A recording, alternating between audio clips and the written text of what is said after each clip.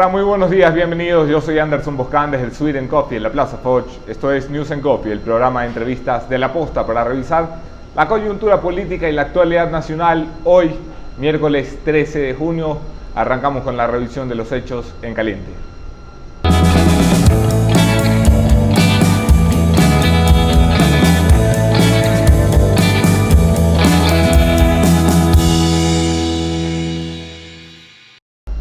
En caliente, el secretario particular del presidente de la República, Juan Sebastián Roldán, dio ayer una rueda de prensa donde se burlaba de la condición de los perseguidores que hoy se sienten perseguidos en relación evidentemente a Rafael Correa y su proceso por el secuestro de Fernando Balda.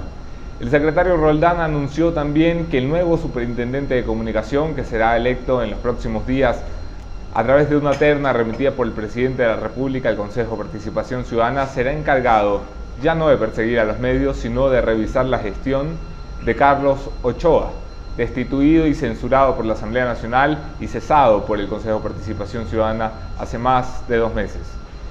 En caliente, el fiscal Paul Pérez Reina dio la cara ayer ante el país en una rueda de prensa en la que no permitió preguntas, que cubrió La Posta por supuesto, asegurando que hay elementos que llevan a sospechar de la participación de Rafael Correa Delgado en el secuestro de Fernando Balda.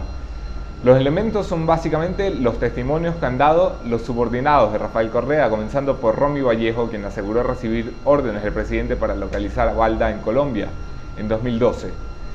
También está el agente Luis Chicaiza, que está colaborando con la justicia y ha entregado más de 80 horas de grabaciones en audio, que sirven como prueba irrefutable para que la Fiscalía arme un caso tremendamente trascendental que puede terminar llevando a una orden de prisión en contra de un expresidente de la República como Rafael Correa Delgado.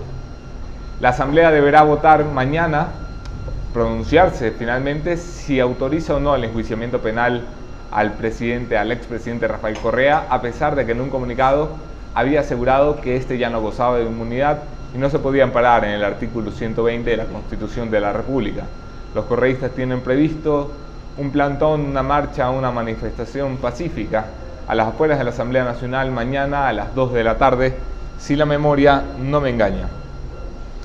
Será un día movido en la Asamblea Nacional porque mañana también la inefable Comisión de Fiscalización, presidida por María José Carrión, deberá volver a reunirse para intentar reconsiderar la frustrada votación para llevar a juicio político a Gustavo Yaik.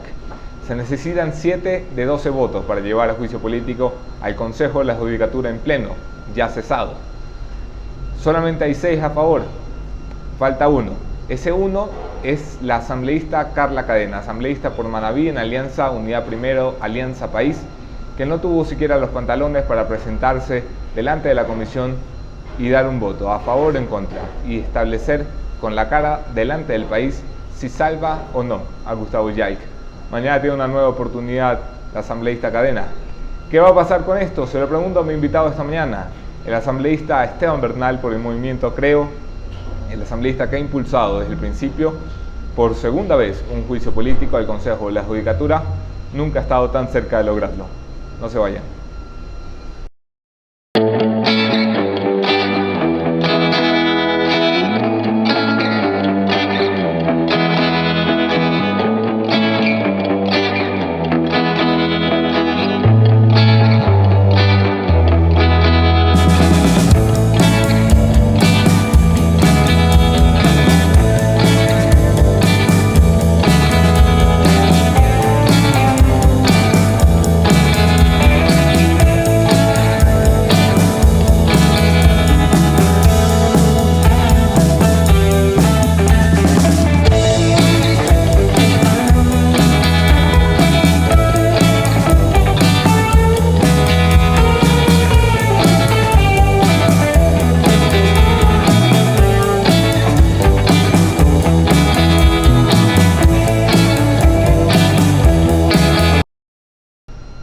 Gracias a todos los que se quedan a la entrevista y sobre todo a los que comparten los contenidos de La Posta. Gracias a Hyundai y a Sweden Coffee por confiar en este espacio.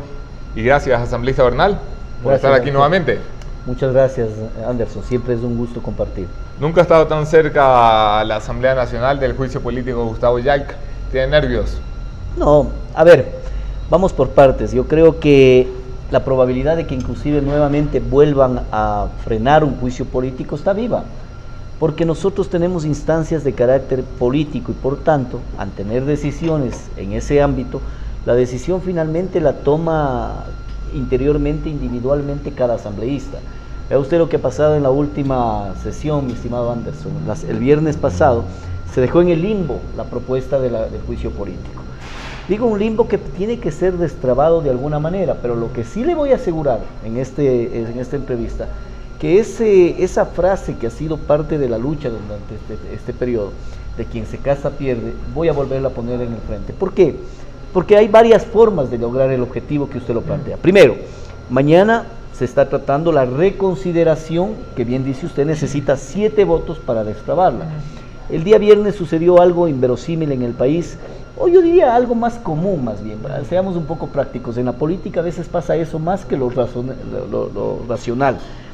Se reunieron 11 de los 12 asambleístas de la Comisión de Fiscalización. No asistió Carla Cadena, efectivamente, ella sabrá responderle al país por qué, y eso permitió de que no se pueda dar o la aprobación o el archivo del juicio. Correcto. Porque la aprobación se requiere o el archivo, la mayoría absoluta, y la mayoría absoluta son 7 votos, 7 de los 12 integrantes, es decir, la mayoría de los integrantes. Y en ese contexto, al no tener ni el archivo ni la aprobación, quedamos en el limbo. Esto se pasa a la presidenta de la Asamblea y la presidenta lo que le dice, yo digo actuando en derecho, a ver, comisión, ustedes mismos, acójanse al artículo 145 de la ley orgánica y resuelvan, reconsideren. Pero ahí empiezan otra vez las leguleyadas, ¿no? Ahora dicen en cambio que los plazos han cesado, que ya no hay plazo, que el plazo venció el día sábado. A ver, los plazos están suspendidos porque en el momento en que hay un limbo jurídico, le pasaron el expediente a la presidenta de la Asamblea, los plazos se suspenden por obvias razones. En el momento en que regresa, reactivamos nuevamente y ahí habrá que ver qué pasa. La reconsideración, a su criterio, ¿es posible que triunfe o que fracase? Muy difícil, y te digo con bastante franqueza, yo creo que es muy difícil de que camine la reconsideración, más aún si ahora inclusive el asambleísta Mendoza ha hablado de que los plazos, entre comillas, podrían estar siendo vulnerados, lo cual no permitiría pasar la reconsideración. Eso significa, Anderson, que volvemos a quedarnos en el limbo, porque quedaría en firme la votación del día viernes, porque como no hay reconsideración, queda en firme la del día viernes. Esto es, 6 a favor, 5 en contra. Tampoco es que están inventando el agua tibia, este es una forma de encubrimiento que inventó la Comisión de Archivo de Silvia Salgado cuando dejó en el limbo el juicio político a Washington Pesantes, que quedó entonces 5-5. fiscal general. Claro, lo dejaron en el limbo, nunca lo resolvieron. Puede pasar eso con Gustavo Yalca. Ahora no va a pasar porque existe otra configuración política en el país y sobre todo porque este legislador no va a parar. A ver, vamos a suponer que creo que la mayor probabilidad, salvo que pase algún tema excepcional el día de mañana y pase la reconsideración, de no pasar la reconsideración, quedaría en ese limbo que estamos hablando, pero el expediente vuelve a la presidenta de la Asamblea y, o en su defecto, diría yo, los interpelantes tendrán la posibilidad de presentar un cambio del orden del día, sin perjuicio de lo que la presidenta se ha comprometido. De no pasar en la comisión, esto deberá ir al pleno de la Asamblea. ¿Por qué, Anderson? El artículo 120, numeral 9 de la Constitución de la República, establece como facultad prioritaria, ¿no?, exclusiva de la Asamblea, no solamente de una comisión, la de fiscalizar. No puede pues quedarse un proceso de enjuiciamiento a una de las instancias más importantes de este proceso de fiscalización en manos únicamente de la decisión de un asambleísta. Y esto nos faculta constitucionalmente a que esto se lleve a la Asamblea. Si pasa aquello, requerimos apenas una mayoría simple, en donde tengamos la posibilidad de que vote la mayoría una resolución del Pleno de la Asamblea y esa resolución diga queremos que el juicio político baje al Pleno. Y en ese momento empezaremos el procesamiento nuevamente. ¿Por qué fregar tanto la vida con un juicio político, un consejo que ya fue cesado, que ya están desempleados, ya están metiéndose en multitrabajo.com a ver dónde se colocan? ¿Por qué? Bueno, primero no creo que están todavía cesados, creo que falta unas horas más para que se firme. Sin embargo, es cierto, ellos están ya cesados, hay que tomar en cuenta que el expediente mediante el cual se evalúa y se cesa al Consejo de la Judicatura tiene mucho contenido del expediente del juicio político. De hecho, yo le entregué al doctor Julio César Trujillo, le entregamos a todos los miembros del Consejo de Transición información para que ellos puedan valorar esta metida de mano a la justicia. Este informe de Contraloría, Anderson, este informe es un informe que claramente determina irregularidades y que forma parte de la cesación que realizó el transitorio al Consejo de la Judicatura. Ahora, la diferencia entre lo uno y otro, hay que dejar puntualizado aquello. Ellos están cesados anticipadamente de sus funciones. Correcto. Que no es lo mismo que destituirlos. ¿Cuál es la diferencia? La destitución tiene consecuencias y actos colaterales. Primero, tiene el hecho de que usted en el momento de destituirle tiene la facultad constitucional y legal de determinar presuntos indicios de responsabilidad penal y estos remitirlos a la Fiscalía para que se lleve un proceso de carácter penal. El acto de la cesación es un acto administrativo, quedó ahí, cesaron y hasta ahí llega. En el acto político, la destitución tiene esa consecuencia. La Constitución establece de que existen responsabilidades civiles, administrativas y penales para el funcionario que genera intromisión en la justicia ecuatoriana. Esto demostrado que es como tal, genera responsabilidad penal y por lo tanto pasa directamente a la Fiscalía. Una cosa más, una destitución por el Parlamento no puede ser apelable. Y es inapelable, la destitución por Parlamento es inapelable, no puede ir a instancias internacionales, etc. Y segundo, lo más importante también de esto, de que puede ser que se determine y se haga una interpretación real de lo que dice la Ley Orgánica de Servicio Público, en donde un funcionario destituido por lo menos 2 años no puede ser funcionario público. Evidentemente. O sea, hay ciertas diferencias en eso. Algo que acaba de mencionar, las responsabilidades penales que pueden derivar de un juicio como este. ¿Usted cree que hay motivos para que, si esto llega a un juicio político, el señor es destituido por la Asamblea Nacional, la Asamblea recomienda el inicio de investigaciones en contra del Consejo de la Judicatura? Es lo mínimo que deberíamos hacerlo. Mire, uno de los fundamentos, hay que recordarle a los ecuatorianos que nos ven a través del programa de La Posta, de que nosotros presentamos con más de 40 pruebas. Sin embargo, han desestimado casi todas. No les han importado la mala aplicación del error inexcusable, que lo dijo el Consejo Transitorio, de que es una aberración jurídica, como lo manejó el Consejo de la Judicatura. Han desestimado el conflicto de intereses que existe en uno de los juicios que lo presentamos aquí, con ustedes, en este mismo medio de comunicación, sobre el conflicto de intereses del famoso caso Cuenca, en donde el doctor Yal destituyó a los jueces que sentenciaron en su contra, y aún así han desestimado esa prueba. ¿Sabe cuál no han podido desestimarla? ¿Y sabe cuál motivó para que el informe venga favorable? Que no obtenemos los votos finales para pasar desde el entrampamiento, pero el informe dice, sugiérase el juicio político a Gustavo Yal, y está basado en este informe de Contraloría. Es un informe de Contraloría que solamente para que los amigos que de Contraloría sobre los concursos que organizó el Consejo de la Judicatura en conjunto con la Fiscalía General de la Nación, que palabras más, palabras menos, fue amañado. Totalmente. Vea el concurso 470, no sé si lo puedo mostrar aquí.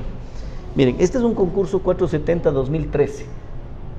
Este concurso le pertenece al actual Consejo de la Judicatura, porque como este proceso de auditoría es desde el año 2010, una de las cosas que han intentado desestimar diciendo, no es a nosotros, es al Consejo Transitorio anterior, y no, es a ellos.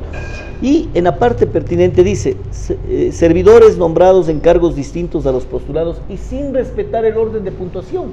Y vea lo que dice aquí: el presidente y vocales miembros del Consejo de la Judicatura, mediante resoluciones tales, de fechas tales, otorgaron nombramientos para agentes fiscales sin considerar el orden de puntuación. Suficiente, Anderson. Con eso es un incumplimiento de funciones. Esto muestra claramente que así sea uno, y no son uno, son unas cuantas decenas de fiscales que han sido otorgados nombramiento sin considerar orden de puntuación. Los documentos que usted presenta traen una polémica y un debate a la mesa de fiscalización, y es más, a la justicia. Gustavo Yal lo acusa de haber metido pruebas falsas, pruebas adulteradas, documentos adulterados en un proceso tan serio como un proceso de fiscalización política. ¿Cómo responde a eso? Mire, Anderson, yo creo que la actitud del doctor Yal es ya por demás impresentable, y sobre todo da cuenta de esa actitud de mañosería y burda forma de llevar la defensa en la época correísta. Voy a explicarle al país, y si me permite rápidamente, para que comprendamos qué es lo que el doctor Yal está acusando como prueba falsa. Y voy a hacerlo de un ejemplo. Yo le decía extra micrófonos algo similar a esto.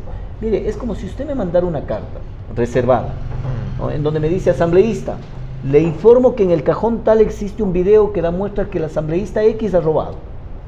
Accedo al cajón, tomo el video, efectivamente veo que el asambleísta X está robándose, denuncio al país, le muestro al país el video, y cuando viene el asambleísta imputado dice, bueno, el video está, pero la carta que le manda Anderson Boscan es falsa. La firma de Anderson Boscan no corresponde a la de él. Por Dios, preocúpese del delito. Pongamos no de esto carta. con el ejemplo real. Usted presenta el informe de Contraloría. Sí, yo presento el informe de Contraloría, que es este. Es un informe original. ¿Cómo lo obtengo? Ese es el pecado que cometo, entre comillas, por excesiva honestidad en el proceso del juicio político. Porque en el documento, que es la solicitud de juicio político que está aquí, yo relato pormenorizadamente cómo accedo a este documento. Porque usted recuerde que el presidente de la Asamblea, el expresidente José Serrano, dijo que tenía el informe de la Contraloría del 30S. ¿Alguna vez le explicó al país cómo lo obtuvo? ¿Usted recuerda que estuvo en el escritorio de él? Para además, nada. Era un informe, eso sí que era grave, pero era un informe de gastos reservados que se supone para que ha se sido cuenta mutilado después de su revisión. ¿Qué lógica tomé en el marco de mi responsabilidad legislativa y fiscalizadora? Dije, a ver, al país hay que contarle cómo obtuve este informe.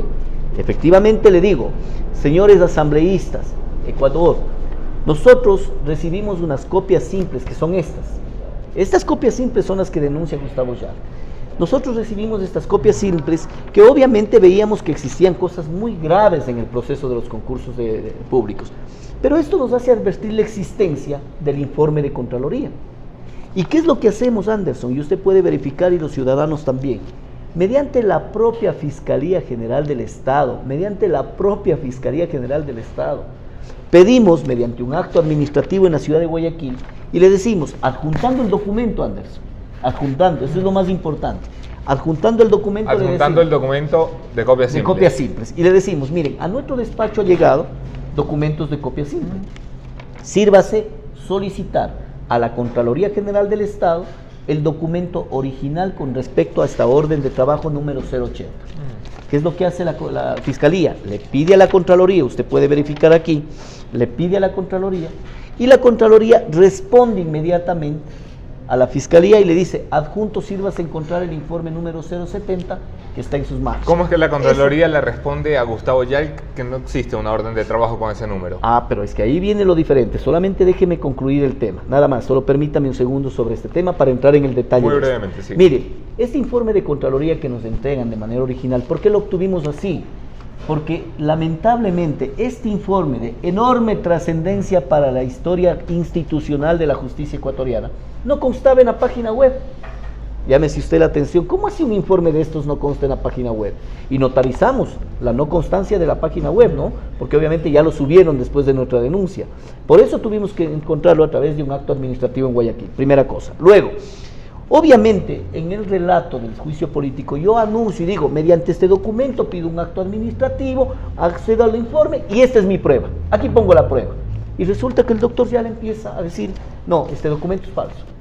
Como hice el ejemplo hace un momento, ¿no? Sí. El video está, pero acusan la carta mediante la cual me advierten el video. Este documento es falso. Primero, a mí me tiene sin cuidado si es o no, porque esto no lo he utilizado como prueba, primera cosa. Segundo, este es un documento que está firmado por la ingeniera Miriam Cañar.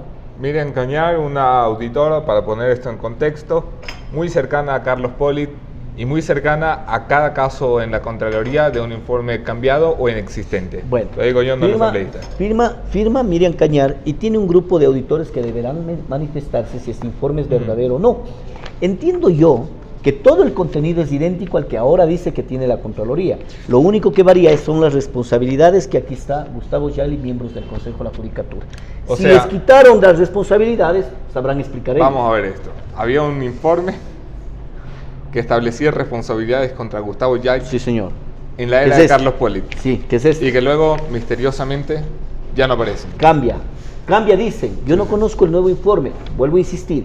Esta es una síntesis nada más. Es una síntesis que ya empieza a generar responsabilidades sobre este informe. Yo el informe que he puesto como prueba en el juicio político es este. Ahora, el documento polémico tiene dos consideraciones. Uno, o es falso, y lo otro, y si no es. ¿Qué significa? Que si no es falso, estas responsabilidades las esfumaron en la propia Contraloría General del Estado. Y esto lo está investigando la Fiscalía General del Estado. Bienvenido sea. bienvenido sea. Estaba el momento para recordar a Gustavo Yalc la invitación reiterada y sistemática que desde hace más de un mes venimos realizando a su agente de prensa para que venga y responda. Fuimos comunicados ayer de la decisión personal del todavía presidente de la Judicatura de no conceder ya más entrevistas, una decisión que respetamos como el que más, pero usted, señor Yalc, todavía tiene mucho que responderle al país. Sería bueno que si no lo hace en la posta, lo haga en cualquier otro medio.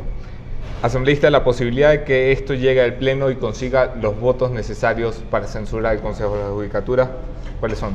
No tengo una respuesta muy cercana a lo que puedan actuar. Son 137 asambleístas.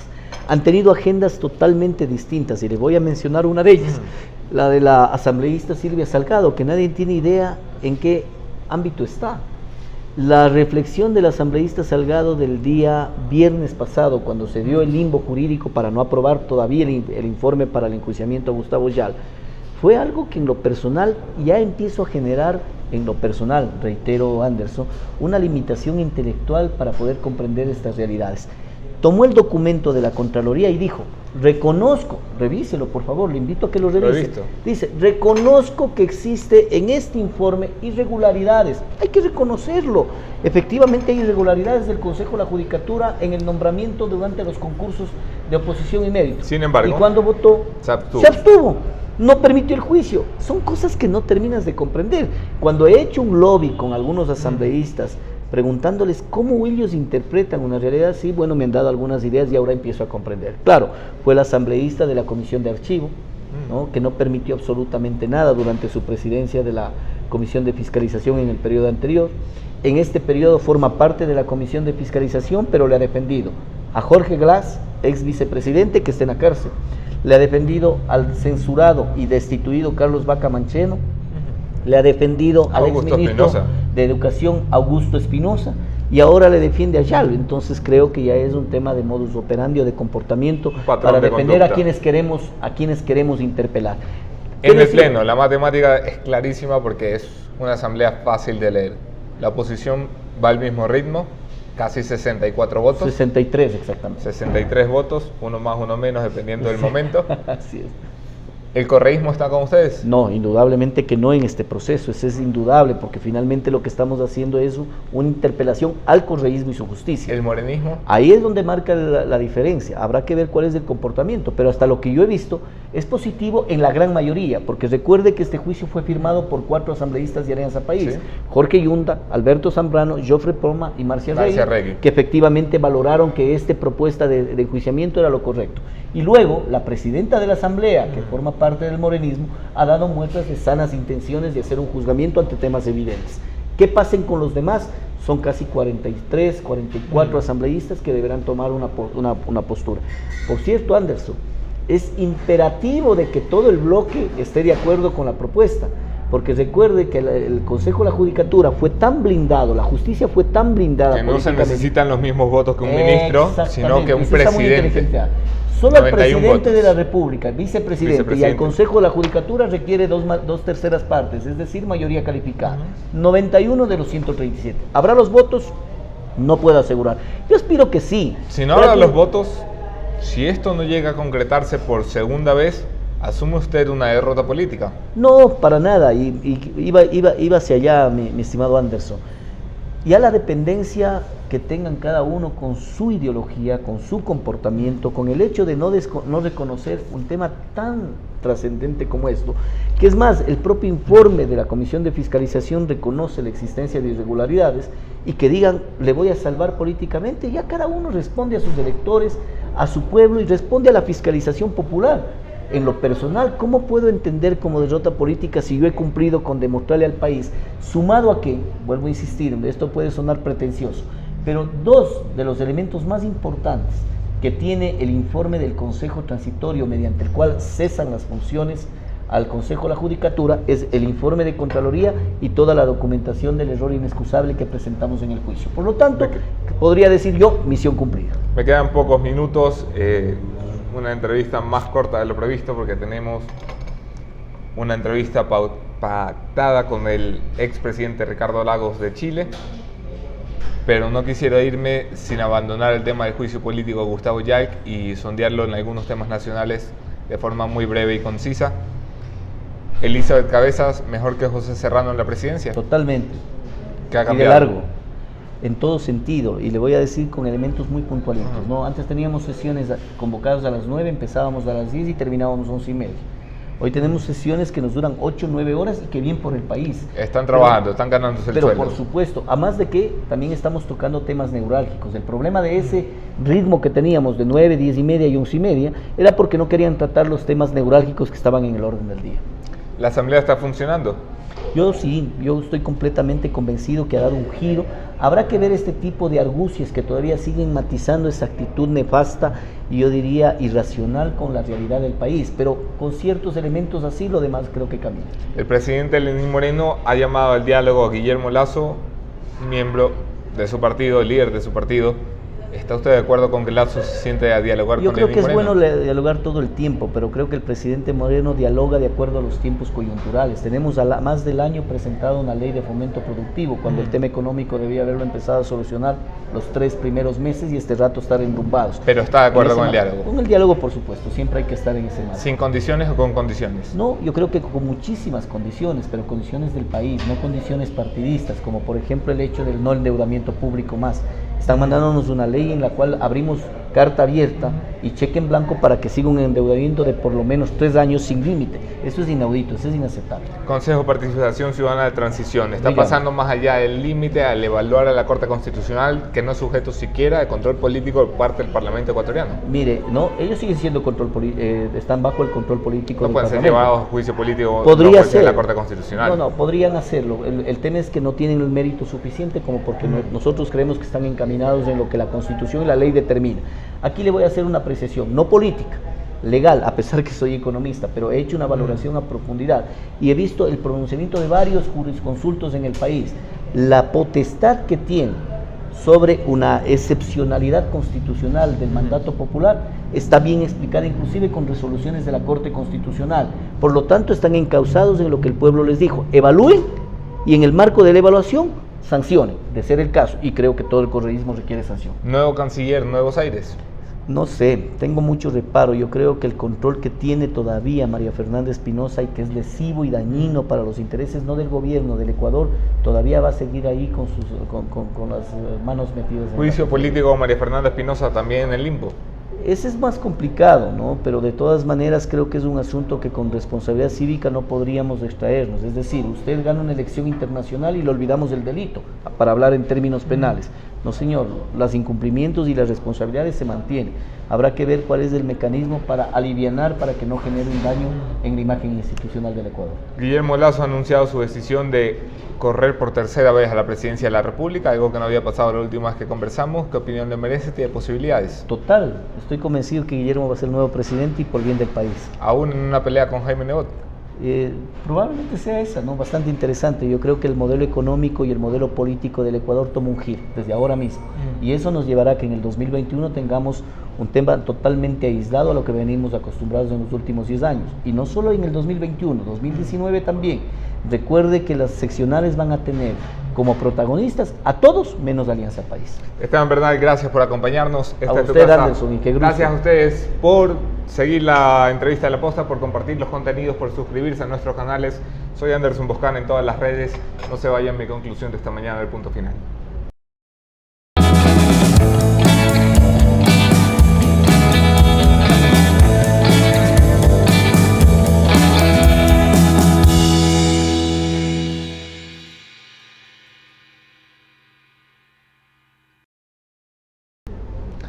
El servicio exterior de la política ecuatoriana debe ser purgado de la misma forma que el presidente se ha empeñado en purgar los malos funcionarios casa adentro.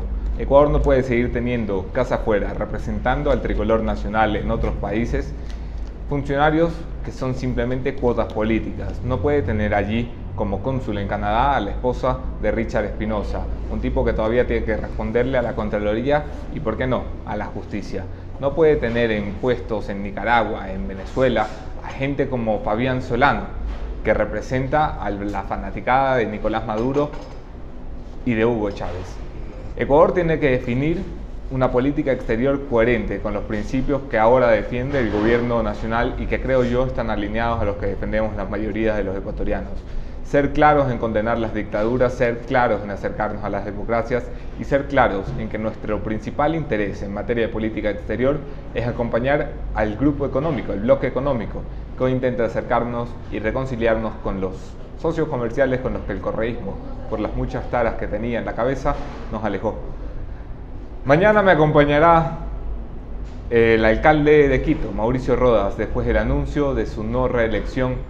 No se vayan, va a ser una entrevista especialísima, 8 de la mañana, horario especial por Mauricio Rodas, que no puede llegar tarde el consejo porque ya saben lo mucho que lo quieren los concejales. Espero desde ya sus preguntas, todas y cada una serán leídas al alcalde de la ciudad. Aquí nos vemos.